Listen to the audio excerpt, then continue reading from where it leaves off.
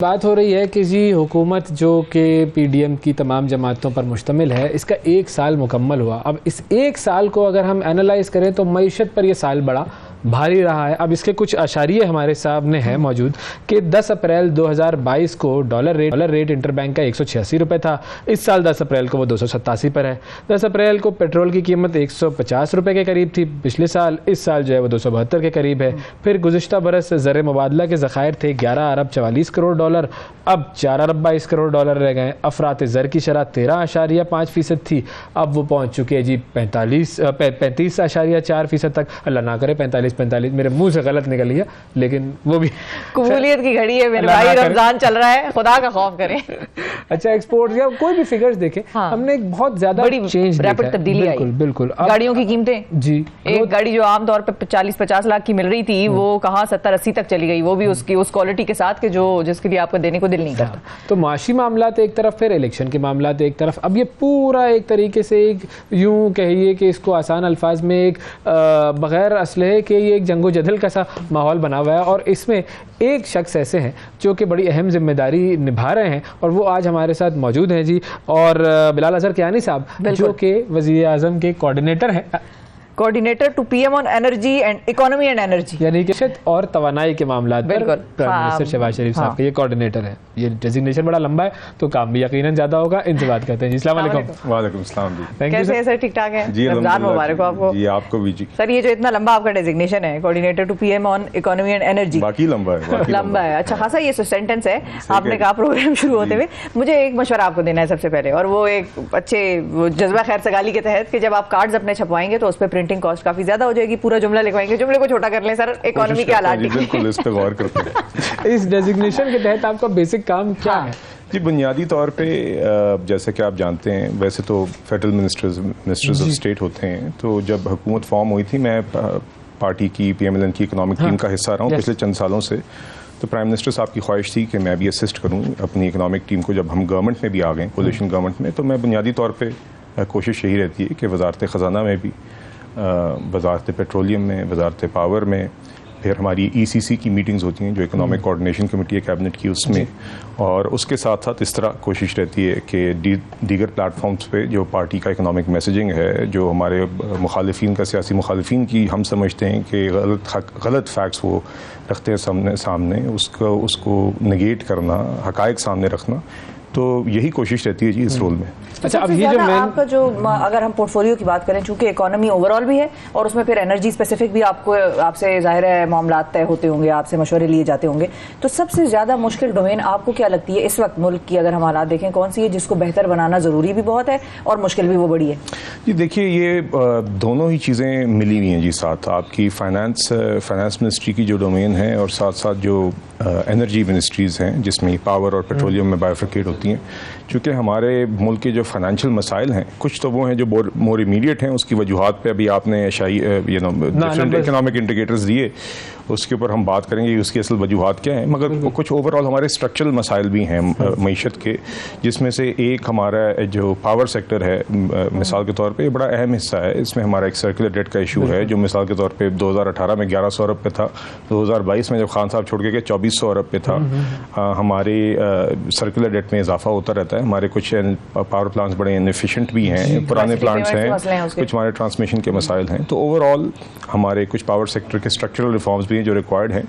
तो ये सारी चीज़ें आपस में जुड़ी हुई हैं जी, और ये हर चीज़ को इन टैंडम ही हम आगे जाके शॉर्ट टर्म, मीडियम टर्म और लॉन्ग टर्म बेसिस पे रिजॉल्व करेंगे, तो ही हम एक सस्टेनेबल ग्रोथ होगी और जो हम जिन मसाइल से बार बार अक्सर मईशत गुजरती है उनको हम रिजॉल्व कर सकेंगे। अब जो नंबर्स मैंने दिए, ज़ाहिर है वो नंबर्स तो सारे ऐसे हैं कि जो सही नंबर्स हैं, वो नंबर्स में कोई गलत चीज़ नहीं है। अब ज़ाहिर रीजंस उसके जो है वो उसके ऊपर बात कर सकते हैं, वो आपका नुक्ता नज़र अलग होगा, जो पिछली हुकूमत है वो उसका अलग नुक्ता नज़र होगा, बट नंबर्स ये कह रहे हैं कि हमारी सूरत हाल अच्छी नहीं है। और तो हमेशा ये बात भी सामने आ रही है कि जब हम डिफ़ॉल्ट हो चुके हैं, डिफ़ॉल्ट के करीब तरीन है, हम कर्जे मांगने जा रहे हैं लोगों से, कोई हमारी बात सुन नहीं रहा, IMF की डील फंसी हुई है, अब दोस्त ममालिक हमारे जो है वो राज़ी नहीं है हमें कुछ देने पर। तो ये जो मामला है, अब इनकी एक वजह जो कि हुकूमत की तरफ से आती है वो तो ये कि इमरान खान ने सब बर्बाद कर दिया, वो तो है, ठीक है, चले मान लिया ना, उसके ऊपर तो हम दो राय नहीं रखते। और वो हर हुकूमत आती है वो यही कहती है कि पिछले वाले ने सब कर दिया। उसके अलावा क्या वजह? देखिए, बात मैं सिर्फ इतना हाईलाइट करना चाहूँगा कि मुवाजना ये मुनासिब नहीं है जो आपने किया है। बज़ाहिर नंबर इसी तरह नज़र आते हैं एंड आई अंडरस्टैंड कि सवाल क्यों पैदा होता है, मगर ये समझाना हमारा काम है। हमारी कोशिश रहती है कि अब आपने जो पिछले मार्च में जहाँ पे खान साहब हुकूमत छोड़ के गए, जहाँ पे आपके फॉरेन एक्सचेंज रिजर्व्स उस टाइम स्टेट बैंक के कोई 9-10 अरब के करीब थे, जहाँ पे आपका करंट अकाउंट डेफिसिट 17 अरब डॉलर्स पे था, जहाँ पे आपको पता था कि IMF का प्रोग्राम कंटिन्यू किए बगैर हम फ़ौरन एक ऐसी पोजीशन में आ सकते हैं कि 3-4 माह में हमारे डॉलर ख़त्म हो सकते हैं, जिसको हम डिफ़ॉल्ट कहते हैं। क्योंकि उस टाइम पे आपने एक्सटर्नल डेट की रिपेमेंट्स 3-4 अरब डॉलर की करनी थी और आपका करंट अकाउंट खसारा था वो माहाना 1-1.5 अरब डॉलर का चल रहा था, जिसका मतलब ये था कि वो जो 10 अरब डॉलर रह गए थे वो गर्मियों तक खत्म होने थे। तो मुवाजना ये मुनासिब बनता है कि कहाँ हम पिछली गर्मियों में होने थे अगर हमने आके ये इकदाम ना उठाए हुए होते, आके इनका किया हुआ प्रोग्राम जो उनने खुद ही जिसके वादे तोड़े, जिसके बाद खुद उसको उसके बाद जब हमने उसको रिवाइव करने की कोशिश की, शौकत तरीन साहब ने उसको सबोटाज करने की कोशिश की, वो भी सारा डॉक्यूमेंटेड है, ऑडियो लीक्स हैं तैमूर झगड़ा साहब की, शौकत तरीन साहब की, फिर शौकत तरीन साहब और मोहसिन लगारी साहब की, जहाँ पे मोहसिन लगारी साहब उन्हें कह रहे हैं कि इससे रियासत को नुकसान तो नहीं पहुंचेगा। शौकत तरीन साहब कहते हैं प्रीटी मच के जी इमरान खान साहब का होना ज़रूरी है, बाकी रियासत वगैरह की खैर है। तो देखिए उन हालात के अंदर हमने आके प्रोग्राम रिवाइव किया और यकीन करें अगर हमने उस टाइम पे IMF का प्रोग्राम ना रिवाइव किया होता, अगर हमने उस टाइम पे आके डिफ़ॉल्ट को ना अवर्ट किया होता, अगर पिछली गर्मियों के अंदर डॉलर की मकदार आज जो 4 अरब डॉलर आपने खुद कहा कि स्टेट बैंक रिजर्व्स हैं, बिल्कुल हम ये नहीं समझते कि ये मुनासिब लेवल है, इसको हमने बढ़ाना है और ये अभी तक हमने सिफर से ही रोक के 4 अरब डॉलर पे रखा है। पिछला तकरीबन कोई 1 साल के अंदर हमने बीच में, क्योंकि देखिए बीच में रीपेमेंट्स भी आ रही है, हमने पिछले 10 माह में 11 अरब डॉलर रीपेड ही किए इन सारी मुश्किलात के बावजूद। हमने बड़ी मुश्किल से करंट अकाउंट खसारे को कंट्रोल किया, उसमें इंपोर्ट्स को रोका है, मगर उसमें भी कोशिश की है कि जो एसेंशियल अशिया हैं, जिसमें दवाइयाँ हैं, जिसमें खाने की अशिया हैं, जिसमें वो अशिया हैं या वो चीज़ें हैं जो हमारी एक्सपोर्ट बेस्ड इंडस्ट्रीज़ को ज़रूरत है, उनको हम प्रायोरिटाइज करें, उनको इन हालात में भी ना रोकें ताकि हमारी एक्सपोर्ट्स मुतासर ना हो, क्योंकि मकसद डॉलर कमाना है। तो देखिए इन हालात में हमने मईशत संभाली है और मैं आपको बताता हूँ कि अगर डिफ़ॉल्ट हो जाता तो आज जो हालात आप देख रहे हैं, ये मैं समझ सकता हूं कि लोगों के लिए क्यों ये बात समझना मुश्किल है, क्योंकि हालात वाकई मुश्किल है, महंगाई है, बिल्कुल यकीनन महंगाई है, मगर आप यकीन माने कि अगर हमने वो इकदाम ना उठाए हुए होते तो हालात और ख़राब होते और उसका मैं मंजर सर आपके सामने पेश कर दूं। देखिए क्योंकि लोग अक्सर देखिए मैं समझ सकता हूँ बहुत लोग हैं जो नौकरी पेशा है, जो मुश्किलात में पीछे वाली हुकूमत तो चल रही थी, चलो पिछले दौर से अगले दौर में महंगाई होती है, फिर अगला कोई आता है तो उसके दौर में दोबारा होती है, ये कुछ चीजें तो अंडरस्टैंडेबल हैं, लेकिन लोग ये पूछते हैं कि इमरान खान का दौर जब चल रहा था वो कदरे स्टेबल था और एक बेहतर जा रहा था, फिर ये अचानक क्यों इतना हम डिटीरियरेट कर गए, डॉलर रेट, पेट्रोल रेट, अब वो ये भी इल्जाम लगाते हैं कि दुनिया आलमी मंडी में पेट्रोल की कीमतें कम हो गई हैं, हम नहीं कम कर सक रहे। देखिए मैं आपको बताता हूँ, डॉलर की जो आपकी पेट्रोलियम प्राइसेस की जो पेट्रोलियम प्रोडक्ट्स की प्राइसेस होती हैं उसका तायुन 2 बुनियादी चीज़ों से होता है। एक ग्लोबल ऑयल प्राइसेस का जो पिछले 15 दिनों में ट्रेंड रहा होता है और दूसरा जिस तरह आपकी डॉलर का रेट फ्लक्चुएट किया होता है, तो यकीनन उसका भी एक असर आया। देखिए जो खान साहब की आपने 4 साल की बात की, मतलब कि 2018 में जब खान साहब आए तो 6.1% ग्रोथ थी, महंगाई की शरह 3-4% से कम थी, 3.9% थी, खाने की अशिया की जो इन्फ्लेशन थी वो 2.3% थी, टैक्स रेवेन्यू डबल थे, CPEC था, मोटरवेज बन गए थे, 12,000 मेगावाट बिजली थी, लोड शेडिंग खत्म हो गई थी, हम अल्हम्दुलिल्लाह एक टेक ऑफ स्टेज पे थे। अब हमारा अगला चैलेंज था एक्सपोर्ट्स को बढ़ाना, फिर खान साहब आए नहीं वो 2019 में। देखिए खान साहब के 4 साल में ग्लोबली इन्फ्लेशन भी है, चढ़ती भी है। खान साहब के 4 साल में मुस्तकिल इन्फ्लेशन रही है। हमने देखा है कि जब ग्लोबली इन्फ्लेशन आउटलुक कम हुई तब भी महंगाई यहाँ पे थी। 4 साल में 2 करोड़ से ज़ायद लोग गुर्बत की लकीर के नीचे धकेले गए, 60 लाख से ज़ायद लोग बेरोज़गार किए गए। 4 सालों में हमने पाकिस्तान की तारीख के 4 बदतरीन बजट खसारे हमने देखे। हमने क्या कहते हैं कर्ज़ों में 78% इजाफा आपने देखा, 25,000 अरब रुपए पे ग्रॉस पब्लिक डेट था जो हुकूमती कर्जा होता है। जब हम 2018 में छोड़ के गए 44,000 पे छोड़ के गए थे। उसके बाद 4 वज़राए ख़जाना ने बदले, असद उमर साहब को नहीं, वो तो आप लोगों ने भी 2 बदल दी ना, दूसरा तो आप लोग भी ले ही आए। देखिए जो काम नहीं कर रहा होता बदलना पड़ता है बंदा, ये उनकी सोच ये बताना चाह रहा हूँ आप लोगों ने क्यों बदला। असद उमर साहब तो पोस्टर बॉय थे, उनको उनके पास ठीक है, उनको तो प्रेजेंट ऐसे किया था कि he's got the solution for every खजाना रखे जिनके पास सारे जवाब बात सुने थे। देखिए बात गुजारिश ये कि पहले 4 साल ने तबाही की, फिर शौकत तरीन साहब को उन्होंने आके एक अपना स्टॉप स्टार्ट प्रोग्राम जो बैडली डिज़ाइन था IMF का प्रोग्राम, उसको उन्होंने नवंबर 2021 में खुद पेट्रोलियम लेवी बढ़ाने की शराइत लगा के रिज्यूम किया। मार्च में जब हुकूमत जाती नजर आई, खुद वो वादे तोड़े। मगर उससे भी ज़्यादा जो दुख की बात है वो ये है कि जब मौजूदा हुकूमत ने आके प्रोग्राम रिवाइव किया तो उन लोगों ने बाकायदा कोशिश की कि वो IMF का प्रोग्राम रिवाइव ना हो सके। ये चीज़ अगर देखिए, मैं ये सियासत से बढ़ के इसलिए है क्योंकि मैंने कहा शुरू में तो मैंने ये बात कही दी थी, भाई उन्होंने तो चलो बर्बाद सब कुछ करी जी, हम तो बात कर। देखिए अब मैं आपको बताता हूं हम क्या कर रहे हैं। देखिए पिछले एक साल में सिर्फ एक चीज में कि इस वक्त मिफ्ता इस्माइल साहब और इसहाक डार साहब ये दोनों बिल्कुल अलग अलग पेज पर हैं, ये बात आप भी जानते हैं। मिफ्ता इस्माइल साहब की जो स्ट्रैटेजी थी वो इसहाक डार साहब की स्ट्रैटेजी नहीं। इसहाक डार साहब जब आए थे तो वो कहते थे कि I don't care about IMF, ये उनका गालिबन जुमला था, और उसके बाद फिर हम उसी IMF से ही अपने मुल्क की केयर करवाने पे लगे हुए हैं।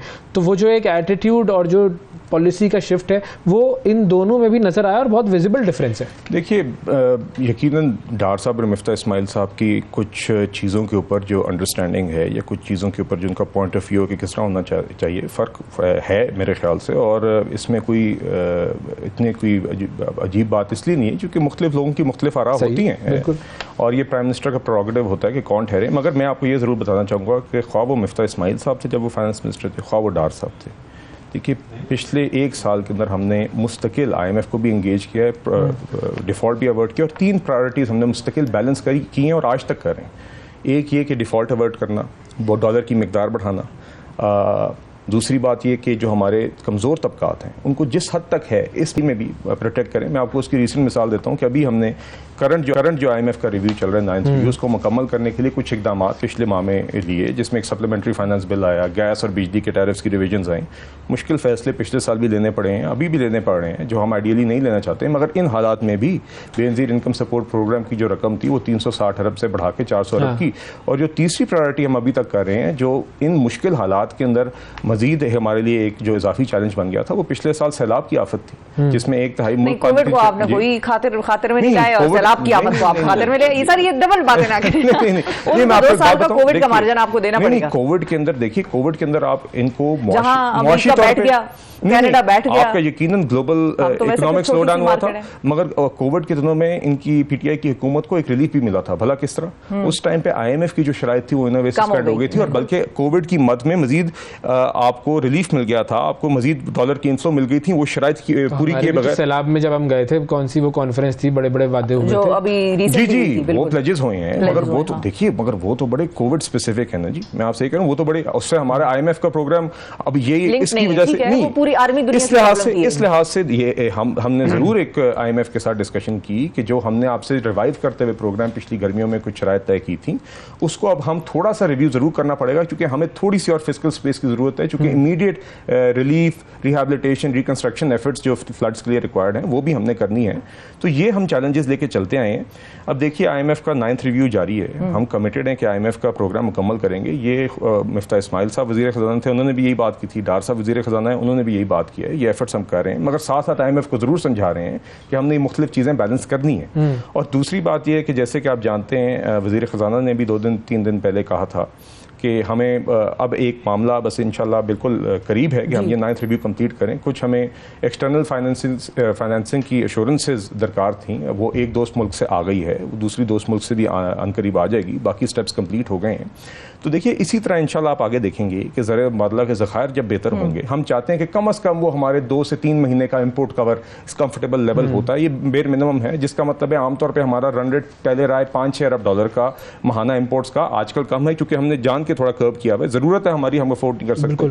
तो जब आपके कम अज़ कम कोई 15 अरब या 12 से बढ़ के कम अज़ कम और 15-18 अरब डॉलर जब आपके रिजर्व होंगे, तब आप IMF को खैर बात कह सकते हैं, तब आप थोड़ा जिसे कहते हैं खुल के खेल सकते हैं। अब हम किधर तक जा रहे हैं? मतलब जो आप कह रहे हैं ना कि हम ये रिजर्व रखेंगे और इसको हम आगे मजीद बढ़ाते रहेंगे। देखिए अभी मैं आपको मिसाल देता हूं, कौन कौन सी चीजों में होगा ये तो पहला स्टेप, मतलब ये सेकंड स्टेप होगा मेरे ख्याल में। शिफा, पहला स्टेप क्या है कि अब हम कितने अरसे में ये जो एक्सटर्नल फाइनेंसिंग की रिक्वायरमेंट है ये पूरी कर पाएंगे और IMF के साथ जो हमारा जो मामला है वो हो जाएगा और हमें वो जो 1-1.5 जो बस एक जी देखिए एक एश्योरेंस आ गई है दूसरी एश्योरेंस दरकार है जिसके ऊपर वज़ीर ख़जाना अपने काउंटर पार्ट के साथ उस दोस्त मुल्क के, वो उसका मैं नाम नहीं अभी ले सकता जी, बट सऊदी अरब उनकी आपस में डीलें तो नहीं हो रही, बस दोस्त ममालिक हैं उनमें से एक के साथ हो गई जी, दूसरे से रहती है। तो वो इंशाल्लाह जब भी हमारे पास एश्योरेंस आ जाएगी आप ये प्रोग्राम देखेंगे कि आगे चलेगा। देखिए दूसरी बात, जो IMF के साथ हम प्रोग्राम कर रहे हैं ना, इसके अंदर हम जिसे हम शराइत कहते हैं, साथ साथ ये भी देखिए कि इन चीज़ों में हमारी अपनी मुआशी बेहतरी भी है। जब हम तजारती खसारा कम करते हैं, जब हम बजट खसारा कम करते हैं, अब मैं आपको मिसाल देता हूँ कि इस एक साल के अंदर हमने करंट अकाउंट डेफिसिट पहले 8 माह में माली साल के 68% कम किए। अगर आप उसका मवाजना करें पहले 8 माह के फिस्कल ईयर 2022 के साथ जो PTI का आखिरी साल था, इसी तरह जो तजारती खसारा उसमें 36% कमी आई है। जो फिस्कल खसारा है वो 2.8% ऑफ GDP था पहले 8 माह में, 2022 के पहले 8 माह में 3.4% था। इसी तरह जो आपका प्राइमरी सरप्लस है वो अब 0.9% है, जो पहले प्राइमरी डेफिसिट था 0.6%। ये सब वो चीज़ें जिसमें आपने IMF के साथ इन्होंने टारगेट्स तय किए। और देखिए जब आप ये खसारे बढ़ते हैं, बजट खसारा बढ़ने का मतलब क्या है आम आवाम के लिए? उसका मतलब ये है कि उसकी वजह से आपको कर्जा देना पड़ता है। वो खसारे पूरे, जब आप कर्जा लेते हैं तो कर्जे की डेट सर्विसिंग हर साल आपको इंटरेस्ट की पेमेंट पे करनी पड़ती है। आज ये सूरत हाल हो गई है कि जो टैक्स रेवेन्यूज वफाक कलेक्ट करती है उसमें से जब आप सूबों का हिस्सा निकाल देते हैं तो उससे ज्यादा रकम तो आपकी तकरीबन या उसके लगभग वो तो इंटरेस्ट एक्सपेंस में आ जाती है। जब हम छोड़ के गए थे 1500 अरब थी, जब ये छोड़ के गए 4000 अरब इंटरेस्ट एक्सपेंस में, तो आवाम को मुझे वो पैसे चल रही थी कि टैक्स टारगेट मिस कर दिया हमने। जी नहीं, देखिए टैक्स में यकीनन मुश्किलात हैं, हम अभी भी कोशिश कर रहे हैं, हम साथ साथ इतना टैक्स लगाने के खुदा का नहीं, देखिए इतना टैक्स लगाने के बावजूद भी टैक्स टारगेट मिस कर दिया। मैं आपको मिसाल देता हूँ, ये सारी चीज़ें इंटरलिंक्ड होती हैं। जब आपको इंपोर्ट्स रोकनी पड़ती हैं तो बहुत सारी चीज़ें इंपोर्ट्स में, कस्टम्स में भी आपकी टैक्स रेवेन्यूज आती है। तो देखिए हर चीज़ का, इकॉनमी की हर चीज़ एक दूसरे के साथ कनेक्टेड है। मगर मैं आपको ये बताना चाहूँगा जो लार्जर पिक्चर है कि इंशाल्लाह ये ज़र मुबादला के ज़खायर जब हम इम्प्रूव कर लेंगे, स्टेबिलिटी आ जाएगी, फिर हम बेहतर पोजीशन में होंगे कि आवाम को रिलीफ दें, इन्फ्लेशन को मजीद महंगाई को कंट्रोल करें, और आगे जो GDP ग्रोथ, जो रोज़गार मईशत में वापस लानी है, उसको एक सस्टेनेबल तरीके से लाएं। इस तरीके से नहीं कि जिसमें रेकलेस तरीके से, गैर जिम्मेदाराना तरीके से आप आवाम में, आप इकॉनमी में पैसे पंप करने शुरू कर दें जिसकी वजह से कंजम्पशन तो बढ़े, मगर जब आपकी इंपोर्ट्स बढ़ें तो आपकी एक्सपोर्ट्स उसके मुताबिक से ना बढ़ें और आप फिर से करंट अकाउंट डेफिसिट में हो, आप फिर से फॉरेन एक्सचेंज क्राइसिस में। थोड़ा सा नंबर्स में ले लेते हैं, प्रोजेक्शन अगर आप देखें, ग्रोथ प्रोजेक्शन आप कितनी देख रहे हैं? दोस्त ममालिक से कितना आएगा तकरीबन, या कितने का? जी देखिए मैं आपको बताता हूँ, अभी जो मौजूदा IMF का रिव्यू है उसके अंदर आखिर में उनके हिसाब से $3 अरब की गैप था, फाइनेंशियल गैप था, जिसके ऊपर वो एश्योरेंसेस चाह रहे थे कि ये आएंगी। उसमें से एक दोस्त मुल्क से उनको एश्योरेंस मिल गई, ठीक है, एक और से रह गई है। बाकी जो प्लान उनके साथ डिस्कस हुआ है उसके अंदर जो भी हमने पिछले अगले चंद माह में या अगले एक साल के अंदर जो हमने पेमेंट्स करनी है और जो हमारी इनफ्लोज हैं उनका स्केड्यूल उनसे डिस्कस हुआ है। उनको $3 अरब का उनके ख्याल से गैप था, अब उस पर उनको इंश्योरेंसेस दरकार है। जब वो हो जाएंगी तो इंशाल्लाह IMF का ट्रांच भी हमारे पास आ जाएगा। और देखिए, और IMF का प्रोग्राम चलने का जी जो ट्रांच आनी है जी 1.1 अरब के करीब। और दूसरी बात ये है कि देखिए IMF प्रोग्राम की जो इंपॉर्टेंस है इन हालात में जब आपके पास डॉलर्स की किल्लत हो, वो IMF की अपनी रकम की हद तक नहीं होती। IMF एक इन अ वे क्लीन बिल ऑफ हेल्थ भी होता है। जब IMF का प्रोग्राम आपकी एक रिपोर्ट लिखता है कि वो उनके बोर्ड ने अप्रूव कर दिया तो हमारे लिए और एवेन्यूज खुल जाते हैं, ख्वाह वो दोस्त ममालिक हों, ख्वाह वो बायलैटरल पार्टनर्स हों और मल्टीलैटरल डेवलपमेंट पार्टनर्स हों, world bank, Asian development bank, commercial financing हो, आपने किसी बैंक से इंटरनेशनल बोरो करना हो, तो आपके लिए आसानियाँ हो जाती हैं। जहाँ पे आप बोरो पहले ज़्यादा एक्सपेंसिव रेट पे करते थे वो कम पे करते हैं। तो इंशाल्लाह आप देखेंगे जी कि जिधर हमने 2017-18 में इकॉनमी को पहुंचाया था कि IMF का प्रोग्राम भी मुकम्मल हुआ था, महंगाई भी काबू में थी, आटे और चीनी जैसी अशिया की कीमतें भी नहीं बढ़ी थीं, टैक्स रेवेन्यू भी बढ़ा था, आप फिर एक्सपोर्ट भी अब बढ़ाने की स्टेज पे आ गए थे कि उसकी तरफ काम कर रहे थे और एक सस्टेनेबल ग्रोथ पाथ। उसके लिए कोई प्लान है हमारे पास? देखिए, एक प्लान तो ये है कि ठीक है IMF से पैसे आए, दोस्त ममालिक से पैसे आए, हमने ये काम कर लिया, हमने तो फायर फाइटिंग उसको, हाँ फायर फाइटिंग ही है, इसमें हमारे लॉन्ग टर्म मसाइल का हल नहीं है। ये देखिए, शिफा का सवाल था ना कि लोगों पर आगे फ्यूचर में हमने करना क्या है, मतलब what is the plan? The plan is कि अभी हमने कंटिन्यू करना है ये 3 प्रायोरिटीज को बैलेंस करना, कि जिसके अंदर अभी भी इन हालात में जितनी मैक्सिमम हम आवाम को रिलीफ पहुंचा सकते हैं पहुंचाएं, अपनी एक्सटर्नल अकाउंट पोजीशन को, मतलब कि अपनी जो डॉलर्स की पोजीशन है उसको मुस्तहकम करें, और जब हमारी एक्सटर्नल अकाउंट की पोजीशन IMF का प्रोग्राम मुकम्मल हो जाए, खसारे हमारे मजीद काबू में आ जाएं, डॉलर्स की पोजीशन हमारी बेहतर हो जाए, आवाम के अंदर हम थोड़ी सी बेहतरी ले आएँ, उसके बाद हम इंशाल्लाह आप देखेंगे, और उस टाइम तक आपके नेक्स्ट जनरल इलेक्शंस भी हो जाएंगे हमारे नज़दीक। इंशाल्लाह हम एक्सपेक्ट करें कि अक्टूबर में होंगे, अक्टूबर तक आवाम के हालात में थोड़ी सी बेहतरी आ जाएगी। उस वक्त तक ये स्टेबिलिटी का सफर जारी रहेगा। और इंशाल्लाह आप देखेंगे कि जो बजट भी गवर्नमेंट अनाउंस करेगी उसके अंदर भी ये चीज़ रिफ्लेक्ट होगी। अभी ये सूरत हाल ज़रूर है कि जो बजट भी हम पेश करेंगे वो IMF के प्रोग्राम में होते हुए उनके साथ डिस्कस होने होंगे उसके कुछ नुकात, मगर बाद में हम बेहतर पोजीशन में होंगे कि जब एक दफ़ा ये स्टेबिलिटी आ जाएगी तो तब हम बेहतर पोजीशन में होंगे कि जिसे कहते हैं डेवलपमेंट एक्सपेंडिचर फिर से बढ़ा सकें, जो आवाम के ऊपर हुकूमती अखराजात होते हैं वो बढ़ा सकें और मईशत के अंदर ग्रोथ ला सकें। और आप देखेंगे कि इंशाल्लाह जो अगर इंशाल्लाह 2018 अक्टूबर के बाद भी अगर मुस्लिम लीग नून की हुकूमत आई तो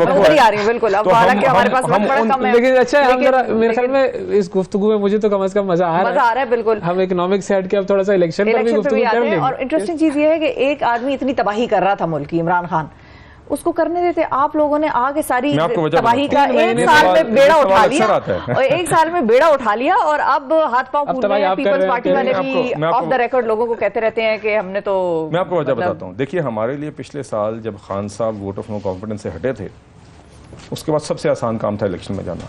हमें सूट भी करता था पॉलिटिक्स। नहीं, आप लोगों को आने की जरूरत नहीं थी। He would have been voted out of the power in the election. उसकी कॉस्ट ही होती, जो मैंने आपको बताया कि पिछली गर्मियों में जो मंजर मैं आपको बता रहा हूँ, जो श्रीलंका में हुआ है, यहाँ पे 2-2 दिन खवातीन और बुजुर्ग कुकिंग गैस के लिए कतारों में खड़े हुए हैं। तो यहाँ पे आटे के लिए लोग खड़े रहे? नहीं, आपको यहाँ पे तो आप अभी कीमतों आटे की लाइनें तो हमने उधर भी नहीं देखी कोविड के दौरान। आटे की तो आप फ्री आटे तकसीम की बात करनी है। मैं आपसे कह रहा हूँ, खरीदने के लिए लोग 2-2, 3-3 दिन कुकिंग गैस के लिए कतारों में खड़े हुए। 5-5 लीटर पेट्रोल खरीदने के लिए 5-5 दिन लोगों ने गाड़ियां कतारों में लगाई। लोड शेडिंग 18-20 घंटे वहां पे हो गई क्योंकि पेट्रोल नहीं या जब फ्यूल नहीं खरीद सक रहा था मुल्क। वहां पे ये हालात थे।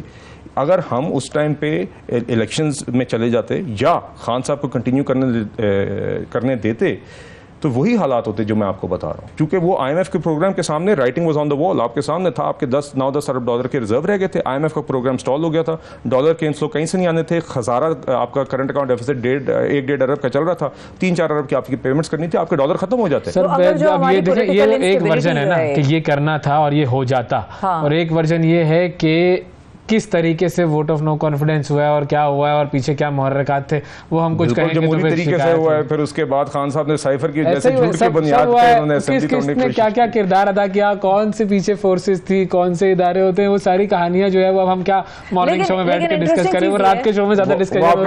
8 बजे की टॉक शो। लेकिन चीज जो कि आपसे इकोनॉमिक भी समझने की है वो ये है कि लोग अक्सर कहते हैं और इकोनॉमिस्ट भी ये बात करते हैं, आप में भी ज़ाहिर थोड़ी बहुत पढ़ी है तो ये अंडरस्टैंडिंग है कि political instability brings economic instability. तो अगर ये पॉलिटिकल इंस्टेबिलिटी ना आती कि वोट ऑफ कॉन्फिडेंस आता, नो कॉन्फिडेंस आता और वो कंटिन्यू करते रहते, तो ये कुछ चीजें ऐसी हैं जो कि पॉलिटिकल इंस्टेबिलिटी की वजह से इकोनॉमिक्स हमारी खराब हुई है। वोट ऑफ नो कॉन्फिडेंस ना भी होता तो शौकत तरीन साहब ने IMF से मुआहदा तो तोड़ा था ना। शौकत तरीन साहब ने जो नवंबर 2021 में खान साहब के कहने पे जो वादा किया था पेट्रोलियम लेवी का, फिर IMF को एतमाद में लिए बगैर मार्च में मुआहदा तोड़ा था। जब IMF को वो खबर टीवी पे पता चले कि ना सिर्फ वो वादे नहीं पूरे करे जिनका वादा किया था, बल्कि उसके ऑपोजिट काम कर रहे हैं, और वो उनको खबर टीवी से पता चले और IMF वॉक अवे कर जाए, तो वो तो हुकूमत हो, केयर टेकर हो, आपकी हो, उनकी हो, वो तो एक हकीकत थी। वो तो एक रियासत पाकिस्तान से डील करते हैं। मैं ये पूछ रही हूँ, कोई ऐसी चीज है जो कि पॉलिटिकल इंस्टेबिलिटी की वजह से हो गई हमारे साथ, वो अवॉइड की जा सकती है? मैं आपसे ये कह रहा हूँ कि उस पॉइंट के बाद पॉलिटिकल आउटकम कुछ भी होती, आपकी वो सूरत हाल थी। और खान साहब की हुकूमत उस टाइम पे बिल्कुल एक ट्रस्ट डेफिसिट क्रिएट करने के बाद तो बिल्कुल ही इस पोजीशन में ना होती। खान साहब और शौकत तरीन साहब तो बिल्कुल ही इस पोजीशन में ना होते कि वो IMF के साथ री एंगेज फिर से करते। और आज खान साहब उन्हीं शौकत तरीन साहब को फिर से ऐलान कर रहे हैं कि मेरे फिर से वजीर खजाना ये होंगे। आप लोगों के साथ तो बचत हो गई। मुसद्दिक मलिक साहब ने जो ऐलान किया था कि हम 50 रुपए की सब्सिडी देंगे, 100 रुपए की सब्सिडी देंगे, फिर IMF ने आप लोगों को थोड़ा सा पकड़ा तो आपने कहा नहीं हम नहीं कर रहे, वो बचत हो गई आप लोगों के साथ, वरना खान साहब के रास्ते पर आप लोग भी जा रहे थे। नहीं, देखिए, उन्होंने उनके कुछ सवालात हैं उस हवाले से, चूंकि हुकूमत का ये मौक़िफ़ है कि वो एक क्रॉस सब्सिडी स्कीम है जिसके अंदर जो अमीर तबकात हैं वो उनसे आप ज़्यादा रकम लेके गरीब तबकात को सब्सिडाइज पेट्रोल देंगे। तो उसमें उनके सवालात इस हद तक थे कि आपने उनके साथ यकीनन पूरा एक मैक्रो इकोनॉमिक फ्रेमवर्क एग्री किया होता है जिसके अंदर रेवेन्यूज एक्सपेंडिचर्स होते हैं। वो ये समझना चाह रहे थे कि क्या इससे उस फ्रेमवर्क पे फ़र्क पड़ेगा कि नहीं, और हमारी हुकूमत का ये मौक़िफ़ है कि उसका कोई फ़र्क इसलिए नहीं पड़ेगा क्योंकि लोगों से लेके लोगों को ही दे रहे हैं, हुकूमत के अखराजात ना बढ़ें। नहीं, वो मेरी अंडरस्टैंडिंग है फाइनेंस मिनिस्ट्री से, वो उस पर जो उनके सवाल थे उनके जवाब उनको दे दिए गए हैं। और ये सवाल इसी तनाजुर में आया था जो हमारा 9th रिव्यू है जी, उसमें अब सिर्फ वाहिद सवाल हमारा ये शॉर्ट फाइनेंसिंग का रह गया। अच्छा, मतलब वो स्कीम इंप्लीमेंट हो जाएगी अगर वो देखिए जो ऐलान किया हुआ, मुझे नहीं लगता चलें हम चलें मुसद्दिक मलिक साहब ने ऐलान किया हुआ तो उसकी टाइमलाइन भी उन्होंने दी हुई है। उसके लिए वेट कर लेते हैं। फाइनली आखिरी सवाल, इलेक्शन वाला मामला जो है कि अब आप लोगों ने कल तो बिठा बिठा दिया फाइज ईसा साहब को भी असेंबली में, मुझे ये समझ में नहीं आया कि उनको स्पेसिफिकली इनवाइट करके देखिए दो बात चुनने की क्या जरूरत थी। वैसे तो जस्टिस साहबान तो बहुत सारे हैं, लेकिन अब इलेक्शन की अंडरस्टैंडिंग के वो अब आपने दो बातें कर दी, तो मैं मख्सूस आखिर 2 मिनट है बस हमारे पास। नंबर एक, कल का जो इवेंट था वो पार्लियामेंट का इजलास नहीं था, वो कन्वेंशन थी और स्पीकर ने बुलाया हुआ था। और मेरी अंडरस्टैंडिंग ये है कि वहाँ पे क्रॉस सेक्शन ऑफ सोसाइटी था, वहाँ पे जजेस, सारे जजेस को मेरी अंडरस्टैंडिंग में बुलाया भी गया था। वहाँ पे वाइस चांसलर्स मौजूद थे, लॉयर्स थे, मीडिया पीपल थे, they were all on the floor. सारे बुलाए थे, आए एक ही। वो मेरी अंडरस्टैंडिंग यही, हाँ जी, बेहतर होता मेरे क्योंकि वो कुर्सियां खाली नजर नहीं आई, वो जरदारी साहब के पास एक ही शख्स बैठा हुआ था। आइन को सेलिब्रेट करने के लिए एक दिन था, उसके लिए मेरे ख्याल से अप्रोप्रिएट फोरम पार्लियामान ही थी, पार्लियामान वाला दस्त है। बेहतर होता अगर और जजेस मौजूद होते, यकीनन बेहतर होता, मैं समझता हूँ, बल्कि बहुत अच्छा मैसेज जाता अगर वो आए। नहीं आए तो मुझे इस चीज का दुख है। अच्छा, साहब को वैसे ये क्लैरिफिकेशन भी हल्की सी दे देनी चाहिए थी कि हमारे जजेस को बुलाया गया था और मैं यहाँ पर आया हूँ, इस किस्म की चीज आ जानी चाहिए थी। एक तकरीर भी जो उन्होंने की, उसमें कुछ चीजें उन्होंने वाजे कर दी और स्पीकर ने भी बाद में कहा कि ये पार्लियामेंट का इजलास नहीं है, सुबह एक नेशनल असेंबली का सेशन है, फिर जॉइंट सेशन है, उसके बीच में हमने ये कन्वेंशन एक रखा है। इस टाइम पे this is not a floor of the assembly या जॉइंट सेशन एट ऑल। तो ये चीजें वाजे हो गई थी जी, मगर बेहतर होता अगर और जजेस होते, एक बेहतर मैसेज जाता। दूसरी बात इलेक्शंस की जी, देखिए आपने जो बिल की बात की, उसकी बुनियादी और क्रक्स ये है कि अब हम अभी भी समझते हैं कि वो फैसला 4-3 का था, 3-2 का नहीं था, और ये कि सुप्रीम कोर्ट ने पहले 4-3 से वो पिटीशन डिसमिस कर दी थी।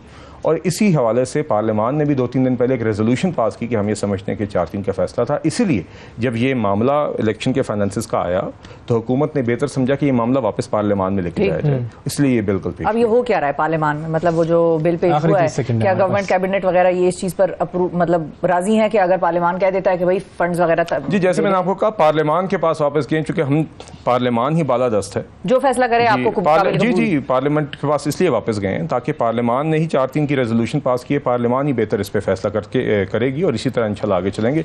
बाकी इलेक्शंस जब भी होंगे मुस्लिम लीग नून डट के लड़ेगी भी और इंशाल्लाह जीतेगी भी इंशाल्लाह। बहुत शुक्रिया बिलाल साहब, वाकई बड़ा अच्छा लगा, मजा आया आपसे गुफ्तगू करने को। शेर हासिल गुफ्तगू हुई, थोड़ा लंबा सेगमेंट हुआ लेकिन आई थिंक इंटरेस्टिंग था ये। It was due because economics के हालात सब लोग समझना चाहते हैं कि हो क्या रहा है और आगे क्या होगा। बिल्कुल, बहुत शुक्रिया सर, आपने वक्त निकाला।